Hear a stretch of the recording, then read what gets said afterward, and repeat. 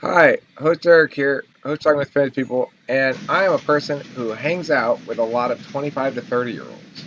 I know, it's weird. Not only that, there are plenty of people who are over 30 here as well, but I've noticed that perhaps because of an implicit youngness to my heart, You that can I only do hang one out at a with time. lots of 25 to 30-year-olds. And one thing I've noticed is a sense amongst the intuitives, of whom I almost Wow. exclusively hang out, of a lack of I'm an existential ENTP now. directionality. So, Actually, I feel like that's more convincing than you being an INTP. What is? Me being an ENTP. I can't hear you. You're so quiet. Do I have to speak louder? Can you hear me now? Yeah, I can hear you now. I'm like going deaf, I think. So it's okay. Hey. No, I think my mic sucks. hey, You're more convinced I'd be what? It's more convincing for me to be an ENTP than you to be an INTP. How? You're not an INTP, man! Because I fucking am. I've typed as INTP several times. I've typed as ENTP several times. It doesn't mean I'm an ENTP.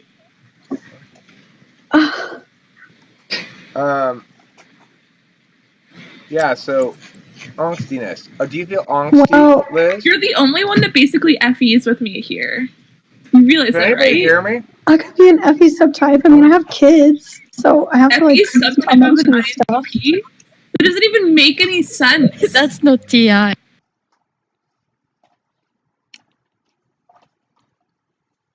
Obviously, nobody can hear me.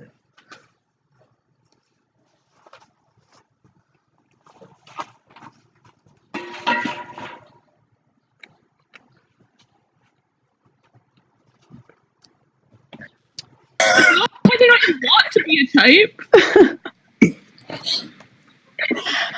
It's just Hey, boring because everyone thinks that INFJs are like some spiritual fucking gurus. There's a lot of pressure to be an INFJ. Just be an INTP. There's a lot of pressure to be on INTP. Like, I'm gonna be an ISTJ now. I kind of want my life together, so like that's what I'm gonna pick my type like you. I'm gonna pick an ISTJ. That's what you're doing, right? You're picking a type that you think is easier. You know what? There's actually an ISTJ on YouTube that has the same. What? Can you guys hear me? Yeah. Earlier, apparently, I was unhearable or seeable or something, but I actually started a video a while back on the angst of the 25 to 30-year-old. Mm-hmm. It's still recording. I think you guys are displaying that angst right now.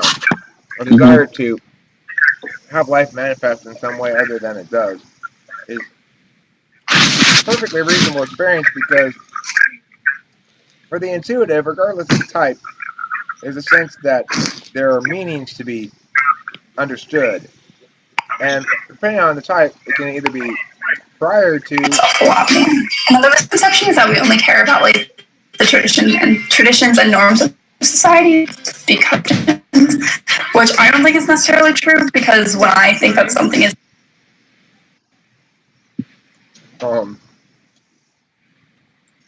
Yeah, whatever I was saying there. You're saying the angst of 25 to 30-year-olds wanting life figured out, especially meanings. if you're an intuitive, right? Because you come out of a system that's not designed for intuitives, namely school, and you find yourself in adulthood with expectations from society, expectations you internalize, and expectations you develop for yourself, and all sorts of different understandings of what you're supposed to be with no clear, definitive purpose. Like Janelle was talking earlier about Christianity and the role that it has in her life. She comes from apparently a Christian background, and so she's been presented that this is the framework through which she should purpose all of her action and her manifestation of the self. She's kind of rejected that framework or found it lacking, inadequate to provide directed purpose for her purposes. And I think that's the situation for a lot of people who are no longer kids. They're over 18 or so, and they're not really full blast adults. They're under like 35, maybe. I don't know. It depends how quick you mature. Some people mature a lot quicker than others. I mature, obviously, extremely slowly. I consider myself probably less mature than all of the younger people who come here and talk to me in general. No, none of you guys is wearing a ridiculous hat. Oh, we can change that. So, I have my Post-it hat behind me. Oh no! Anybody want to talk about existential angst? There we go. Audra, you're winning right now. You're totally winning. I'm going to have to give it to Audra. Audra wins. Oh, that's an excellent effort, Zach. You get honorable mention. Thank you. I'll take it. So, now, does this give our lives purpose enough? It's an important It is enough purpose for all of our lives? I'm a man of many hats. Hats are important. Talk to me about purpose. Come on. Who understands what their purpose in life is? No purpose. My purpose is to not have a purpose. Can't wish for more wishes. It's not good. Oh, all right. Oh, nice. Susie? It's a toss-up. I really like Audra's paper. The medium of paper as a hat gives her a pretty special advantage there. But the bunny ears on Susie, now there's a contrast you're not going to see every day. There's light in them. I know. You got a halo of bunniness about you. Anyway, I'm going to go ahead and make a bold claim here that fun with hats is not enough to purpose your entire life around. Tell that to a hatter. Good point. Any other thoughts that might be slightly more informative than that?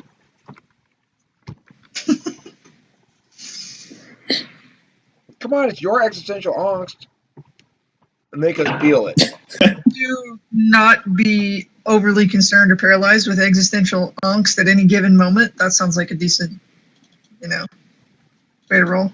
I just live it out. I externalize it all. It's like, I love the way that INFJs do the existential angst thing. So, is it angst or angst? I was working with this INFJ at a restaurant last summer, and she was like 29 or 30, and she was like, had just come back from like 8 years in Australia or something. She was like, and for some reason she would talk to me about it because she figured I was like one of the only ones who would start to get it. She's like, I just don't know, like why my friends sort of have me around, like I'm funny, or they laugh at things I say, but I don't know what I'm doing with my life or anything. Like, people like having kids or whatever. I don't know what to do. And I was like, I don't know either. So I just do whatever. But it's fun. This question of why people like us, I think, is hugely important to ENTPs. I want, Why? Okay, I'll be on. Yeah. The question of why people like us is very important to ENTPs. I find myself asking people that when I feel close enough to them to feel comfortable asking that. Why do you like me? It baffles me, and I think it probably deep down baffles every ENTP. We really want to know that you like us, but we don't understand exactly what that means, and we want you to explain it to us in ways we can understand. Like, we provide concrete benefits to you. Okay, well, good. Then I understand why you like me, and I can keep providing those benefits to make sure you still like me. But what is that placement of FE? Placement of F5. We just don't understand. We don't get it. Like, I do not get it at all. Like, why is this person here? What did I do? What did I do to make myself worthy of this person coming over and hanging out with me or something? So funny when I talked to my ESTP best friend from high school about that. Like, he came and visited, and I was like, "Why are we friends?" And he's like, "I don't know. I've been like trying to figure out that same thing. Like, why do we like each other? Like, why do we hang out? What do we offer each other?" And then like neither of us had an answer. He was like, "All right, cool." Okay. Wait, let me just. I got 2 more multiple. You told me a 15-minute time frame. Give me my 15 minutes. I'll be out here before then. Be out here in 10. I think that's what makes ESTPs and ENTPs tragic. Is, you know, deep down, when you get to a more vulnerable spot, and they're not blamed regularly for any purpose, there's a fundamental lack of self-worth.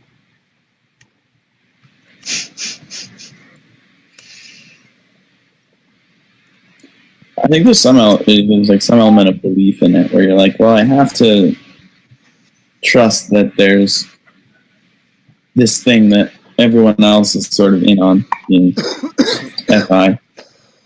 That I don't know.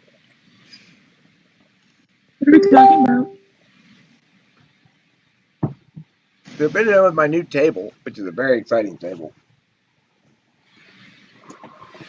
If you prefer FE physical manifestation, the physical aspect of FE, then you're responsive in real time to people's cues because you value FE more. Yeah. Oh, no, I wasn't actually. Sorry, too bad now. It's too late.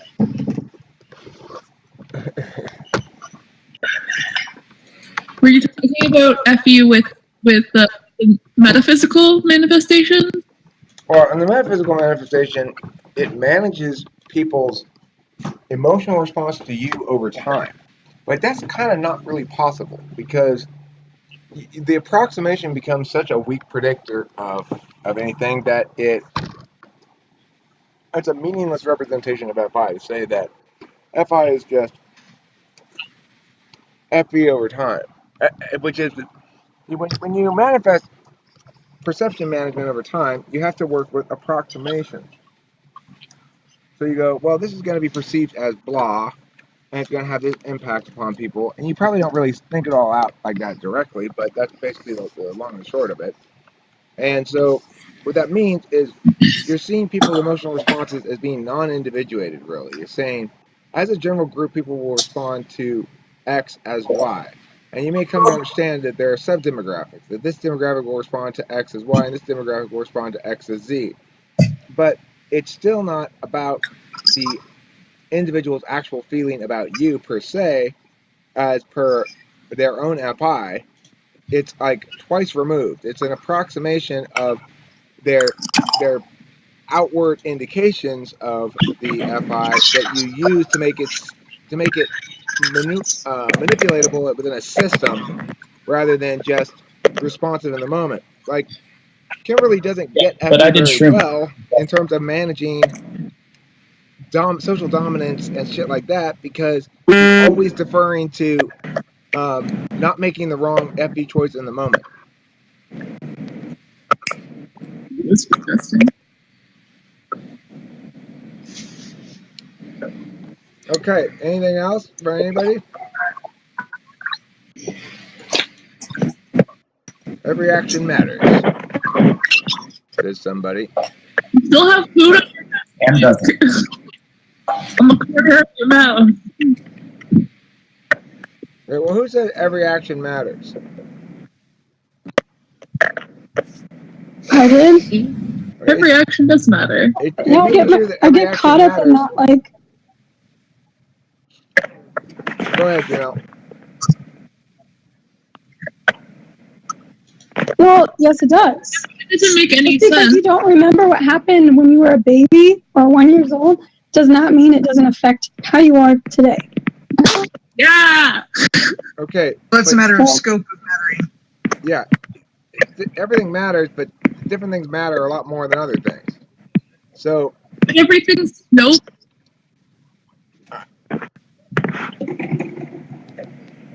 Okay. So for example, I may go on the swings every day for 6 months.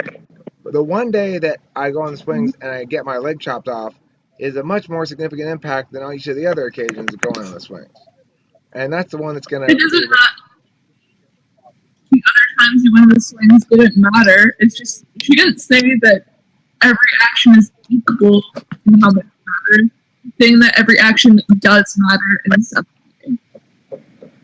I would say that understanding FE as every action matters is prioritizing FEPH as opposed to FEME, which is you're saying, look, every action impacts the feelings of others, and that's a value in and of itself.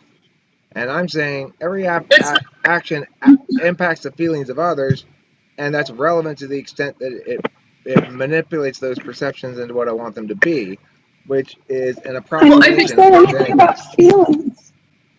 I'm just saying about the overall person, about what they're exposed to when they're younger, what they're learning, like every single day. I mean, it matters. Not saying I'm trying to make every day so concentrated with a bunch of stuff.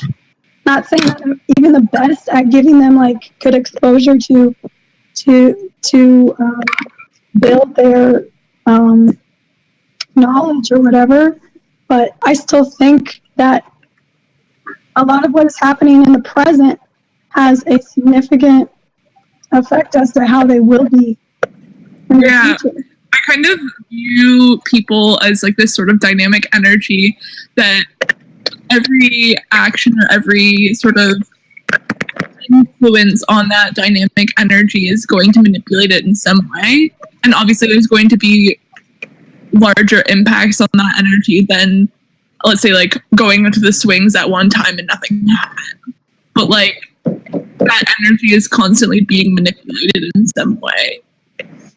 And so it's like constantly evolving. And it's not something that's static, but those actions, because it's something that's also dynamic, it's adding to the energy, like it is important because it's moving it somehow. Okay, well, the static dynamic thing, my basic argument in terms of how that links in with the cognitive functions is that each cognitive function has a static manifestation or static aspect and a fluid aspect or dynamic aspect, and the difference between individuals can be determined by which one individuals think of as framework and which one of them individuals think of as contention level argumentation. So what you're displaying right now is preferring the real-time manifestation of it as framework. That is to say, abstraction serves your experience versus viewing it the other direction around, whether experience serves your abstractions. And so a lot of the differentiation within types, I think, can be explained via this set of subtypes that I'm generating here, which is basically, it's like it's whether or not you prioritize experiential or abstract for each of the functions you already experience. So I'm like any ME, Taylor's any PH, because he prioritizes the physical aspect of it, I prioritize the metaphysical aspect of it. As far as TI goes, I'm TI ME. I oppose empirics in favor of reasoning, and then TIPH is preferring empirics over reasoning, which is more like ISTP style or ESTP style TI.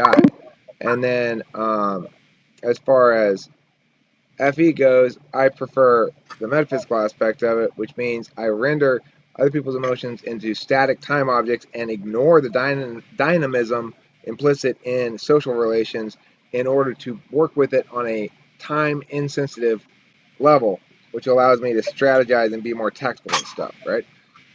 But which also means it's more approximate and less actual than the experiential level of FE, which involves real-time response to real-time cues, et cetera, et cetera, et cetera. It's much more other-focused in real time than is FE metaphysical form. And then with the SI, as far as I can tell, I value the physical SI and view the metaphysical SI as instrumental. Problem is, so too does Kimberly, which means neither of us is particularly scheduley. And that could be a bit of a problem, but we are getting everything handled. That's the thing I keep reminding myself. It's not as I imagined it to be in terms of like full blast, being on task, handling shit. But I realize that's why it's proper. That's why it's right. We get shit done and we're balanced in it anyway. We still play a lot. And she likes to play a lot too, That's important. Anyway, so I go NEME, TIME, FEME, SIPH. And and that's a different type than like Taylor, who's going to be NEPH, TIPH, FE, ME, and then SI, ME. I think. I'm not sure about the SI part, but I think so. And I think that those things probably link to one another in certain ways, such that if you're ME on one, you have to be PH on another in a similar fashion to the cognitive functions. But I haven't worked all that shit out yet. But I suspect that when I do work it all out, that these subtypes will hopefully explain things better than any existing taxonomy. We'll find out. You'll be able to buy the PDF. That's why I'm writing this book anyway, so I have a PDF to sell. And that'll be an exciting day for us all. Who knows when that's going to happen? Could be a long time, but I keep pecking away at it. Anyway, thanks for watching. Don't forget to eat plenty of cheese, and meow meow meow.